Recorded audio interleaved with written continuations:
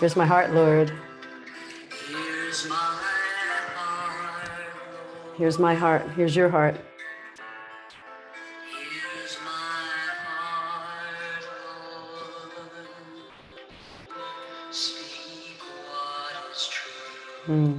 Speak what is true.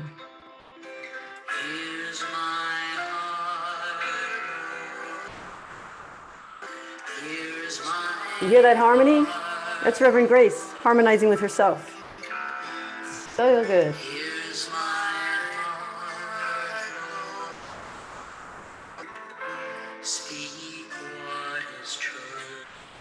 Let's join together in prayer by taking a nice deep breath in. And as we exhale, we put our hand on our hearts. Feel your heartbeat. Feeling this heartbeat reminds me that we are joined in this time and space, in this life, in this embodiment, to be together in consciousness, to rise higher, pray harder, forgive steadily, love readily one another. People we know, people we don't know, people we love, people we've stopped loving. We're joined with all of them. We're here for a reason. This is our soul connection, our soul pod, and we are roommates in that soul pod. Joined together by no accident, by design, the Holy Spirit, and we give thanks for that. We give thanks for all the lessons, all the blessings, all the opportunities to see each other as brothers and sisters, mighty companions, kindred spirits on this very sacred path. We take a moment to bring to mind those whom we have seen differently, whom we've judged, and we remind ourselves and we remind their higher holy self that we do see the truth. We do see the truth of who they are and who we are together. So we move forward into this time together to listen to each other, to listen to the voice of Spirit. Asking, where do you want me to go? What do you want me to do? What do you want me to say? And to whom? Lead me, guide me. I would like to say right here and now that I have the willingness to follow. And with that willingness, we take another nice deep breath together and inhale into this moment. Welcome, welcome everyone. Miracles with a Twist Thursday. Regardless of when you listen to this, I record on Thursday. You know, are you okay? Oops, my set designer just had a little slip there. No humans were harmed during this broadcast. She advised a little change of scenery here, so we're more matchy. This is actually a very beautiful piece. I don't think you can see it. This is the hallway entrance to the chapel, St. John the Divine, where I was ordained. And so I had to walk right through these halls, right through this very hall. And a beloved friend gave this to me as an ordination present almost 23 years ago. It'd be 23 years. So I think it works. Thank you. Anyway, so it's Thursday. I wanted to start by saying, you know, any day can be sacred. Whenever we get together, I always say, oh, it's a holy, sacred Thursday. And any day can be our Sabbath. You know, in the Abrahamic traditions, the Friday is the time of gathering for the in the Islamic tradition, and Saturday in the Jewish tradition, and Sunday in the Christian tradition. But we can choose any day to be our Sabbath, to be our time, to be completely dedicated to focus from the time we get up to the time we go to sleep, to say that I am going to be completely, utterly guided, focused, determined to be in line with Spirit's guidance. And then when we take it out of the Sabbath, we move it into more days and other days and every day until it is a realization that every day is our Sabbath. Every day is holy. Every step we take is on sacred ground.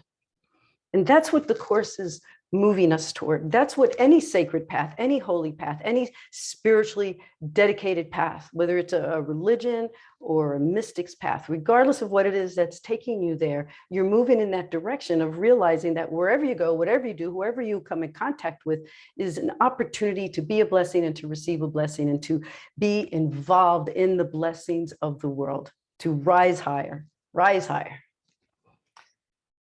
So I say that because today, as I was playing my guitar this morning, I was playing this song called Oceans, and the line that I love in the song says, "Spirit, lead me where my trust is without borders."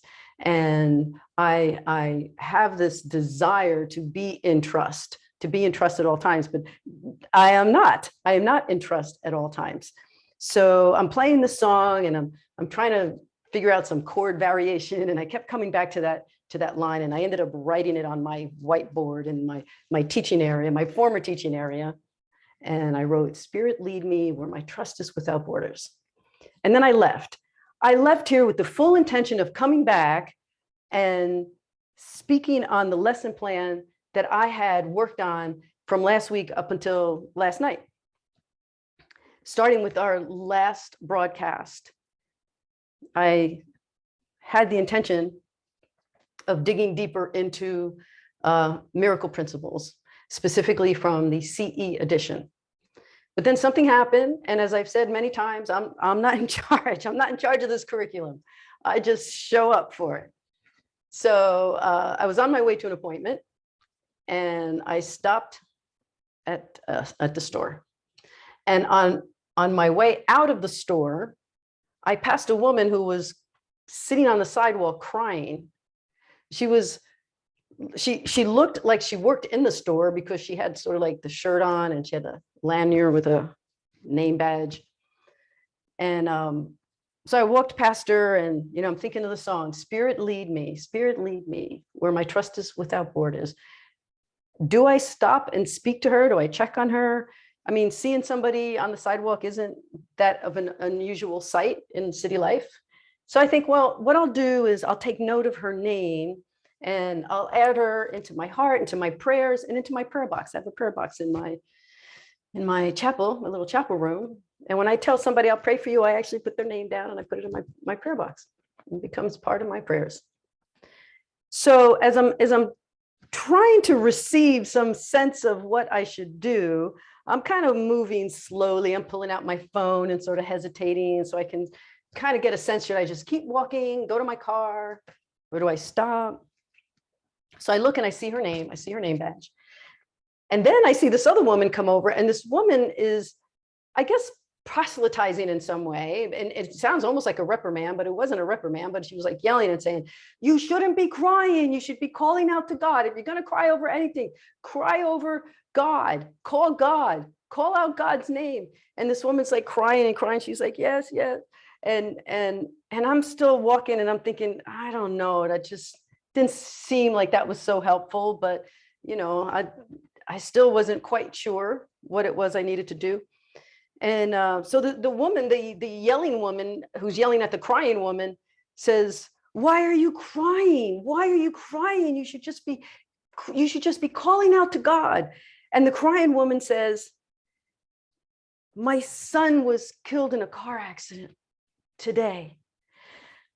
So I did my spin. I was like, okay, I heard you now. I know what to do. So I just sat down on the sidewalk next to this woman. The other woman walked away because she was like, "Oops, that's big. That's bigger than I thought." And I just sat next to her, and it started to rain. I mean, this could have been a movie scene, really. I mean, it's raining. I was like getting all dirty and wet with her. And so we're sitting there on the sidewalk, and she spoke with me a little bit about her son, and we talked about him. And this story isn't about what I did. It wasn't about me sitting with the woman, because that's no big deal. And any of you would have done that. This story is about the fact that Spirit does speak to us. Spirit does hear us and gives us the opportunity to hear back. We are a joined relationship and who's listening and who's not listening, who's speaking, who's not speaking. I wanted to be led. I wanted to know where to go, what to do, what to say, and to whom. And that was the to whom that was presented to me. That's why I had to change my lesson plan, because I wanted to talk about this. We know on any given time, on any given day, that we have choices. We are constantly at choice, constantly have the choice to do better, be better, to see each other with eyes of love and compassion and understanding. And yet sometimes we want very much to be the one that is understood. And so I had to take fearless inner inquiry of myself in terms of this past month or so, I've been having a conversation with someone about someone else, about a third person. And my ego, now remember, from a Course perspective, it may be, from the Course community, may be a little different than the Miracles community, right? Because the Course in Miracles with a twist community sees the ego a little bit differently. And we have said for the past several years that this is our subconscious programming. This is our inner child functioning from fear. This is our area of woundedness that is still not yet healed. And when we heal that emotional part, we'll be able to rise a little bit higher on the spiritual part. So my ego found a place that felt like home. It was like warm and fuzzy because I could take some old, unheard complaints to someone who received them kindly, and we were sharing on someone else's past, about someone else's behavior. And the more I think about those conversations, the more I realize that I was just completely, totally functioning from this place that wanted justification, that wanted to feel as though I could tell you, let me tell you how right I am in my upset, in my self-righteousness. And I want to rise to the place where I stand when I speak to you,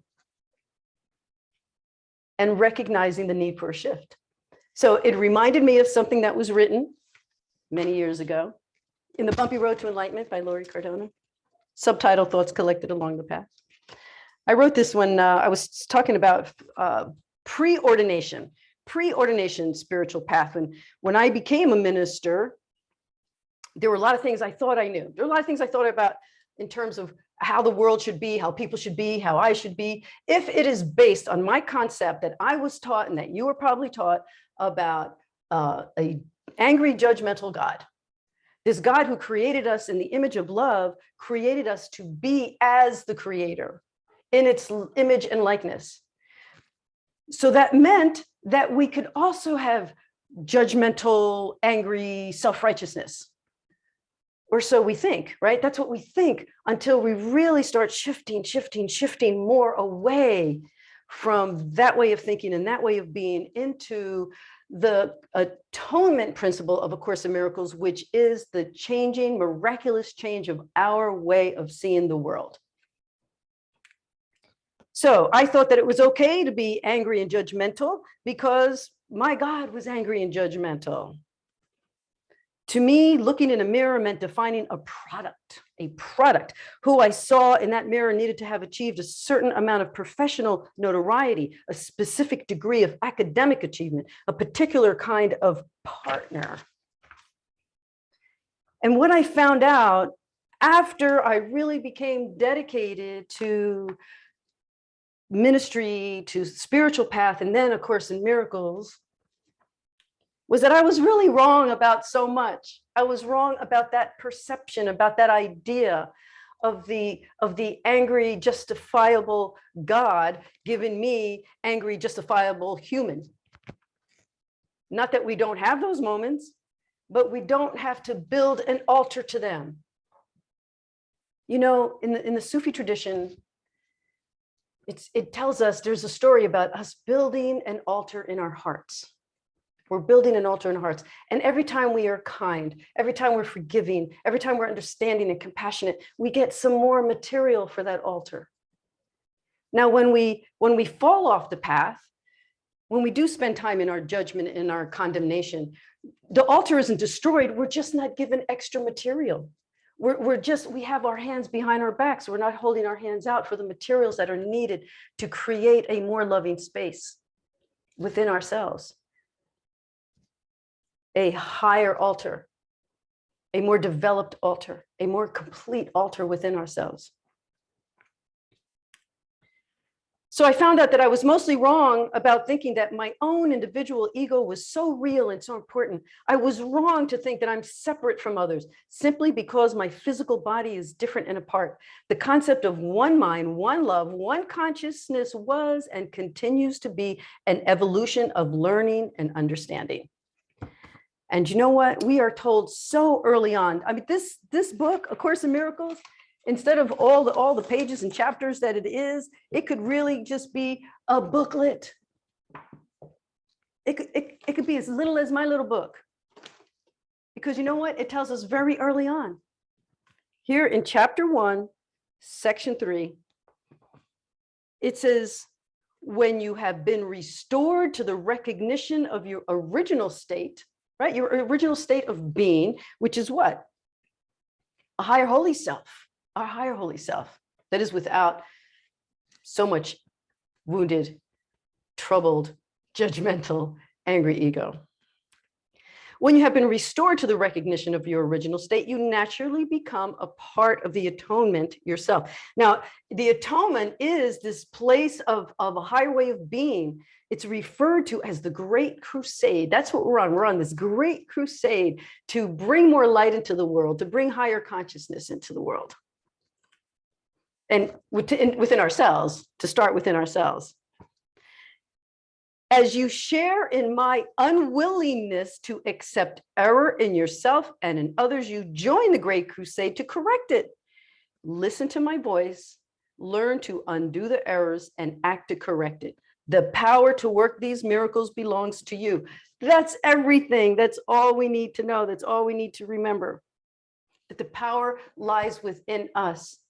To change, to shift, to join the part of the evolution of humankind that spends much more time building the altar and much less time in a state of condemnation and judgment. We are essential workers. Remember that? That was lesson 100 in A Course in Miracles. It tells us that we are essential to God's plan for salvation.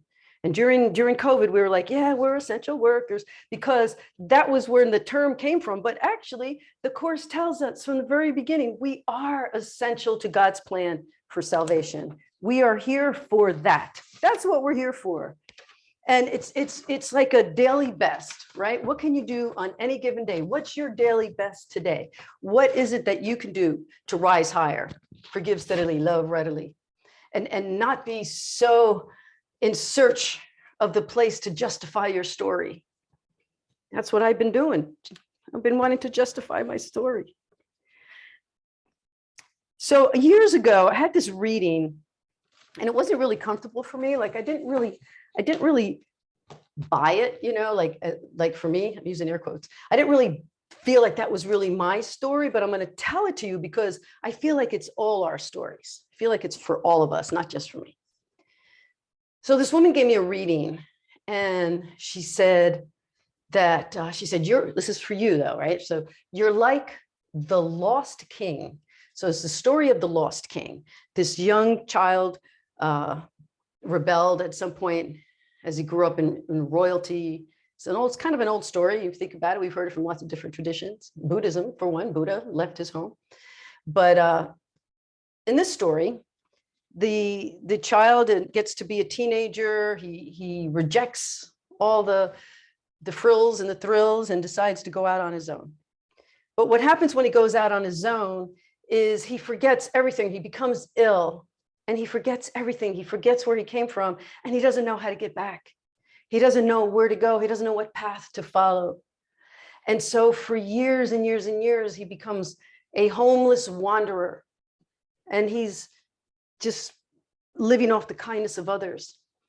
And in the meantime, His family and the royal servants have been spending years and years and years looking for him. So one day he comes across this campfire and he sees people and he thinks, I hope they have something that they can feed me. I hope they can be kind and feed me and give me a warm place to sleep for the night. And when he gets closer to the campfire, all these men jump up and they recognize that's the king that they've been looking for, and they fall to their knees and they say, you are our king. We've been looking for you. We've been looking for your royalty. Don't you know who you are? Your royalty. You need to rise up, rise up. You have to remember who you are and then be who you are. Live in that place of knowing of who you are. So the story is for you. If you've forgotten, if I've forgotten, if any of us forgotten of who we are, we just have to take a moment to remember that we are here as essential workers in God's plan for salvation. And all that is a shift, a daily shift to listen.